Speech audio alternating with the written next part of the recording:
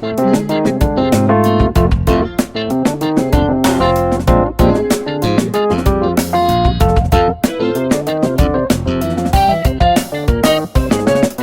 வாத்தின் ஆசை. ஒரு ஊரில் ஒரு அழகான ஊர் இருந்ததா. அந்த ஊரை ரொம்ப அழகா பச்சை பசேல்னு வயல்கள் அலங்கரிச்சுதான்.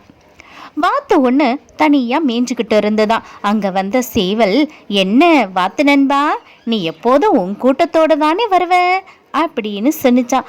அதுக்கு மீன் குத்தி சொன்னிச்சான், ஆமாம், இன்னைக்கு வாத்து தனியாக வந்திருக்கிறது ஆச்சரியமாக தான் இருக்கு அப்படின்னு சொல்லிக்கிட்டே வந்துச்சான். வா மீன் குத்தி நண்பா, உன்னால தான் நான் கூட்டத்திலிருந்து தப்பிச்சு வந்திருக்கேன் அப்படின்னு வாத்து சொன்னிச்சான். சேவல் திகச்சு போய் மீன் குத்திய பார்த்துச்சான். ஆமாம் சேவல் நண்பா, ஒரு நாள் பெரிய ஏரியை பார்த்து தான் மீன் குத்தி.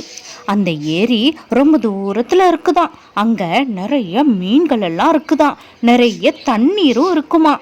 எனக்கு அங்கே போய் நீந்தி விளையாடணும்னு ரொம்ப ஆசை அப்படின்னு சொன்னிச்சான் வாத்து.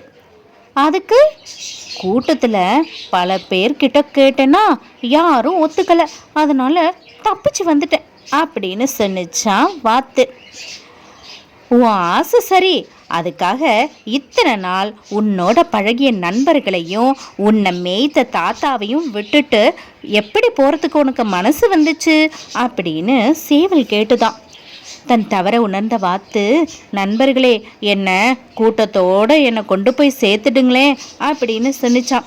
சேவலும் மீன் கொத்தியும் வாத்தை அழைச்சிக்கிட்டு போய் அவங்க கூட்டத்தில் விட்டுதான். அப்போதான் வாத்து மேய்ப்பவர் வாத்துகளை எண்ணிக்கிட்டு இருந்தாராம். இவங்க 3 பேரையும் பார்த்துட்டு, எங்கே சுத்த போனீங்க அப்படின்னாராம். தாத்தா கிட்ட வாத்து நண்பனுடைய ஆசையை சேவலும் மீன் கொத்தியும் எடுத்து சொல்லிச்சான். தாத்தா மறுநாளே எல்லா வாத்துகளையும் அந்த ஏரிக்கு அழைச்சிக்கிட்டு போய் அங்கே விளையாட விட்டாராம். அந்த வாத்துகள் எல்லாம் மகிழ்ச்சியாக நீந்தி விளையாடி சந்தோஷப்பட்டுச்சான். என்ன குழந்தைங்களா, கதை பிடிச்சிருக்கா? உங்களுக்கு கதை பிடிச்சிருந்ததுன்னா உங்களுடைய குட்டி குட்டி ஃப்ரெண்ட்ஸுங்களுக்கும் கதையை ஷேர் பண்ணுங்கள், சேனலை சப்ஸ்கிரைப் பண்ணுங்கள். தேங்க்யூ.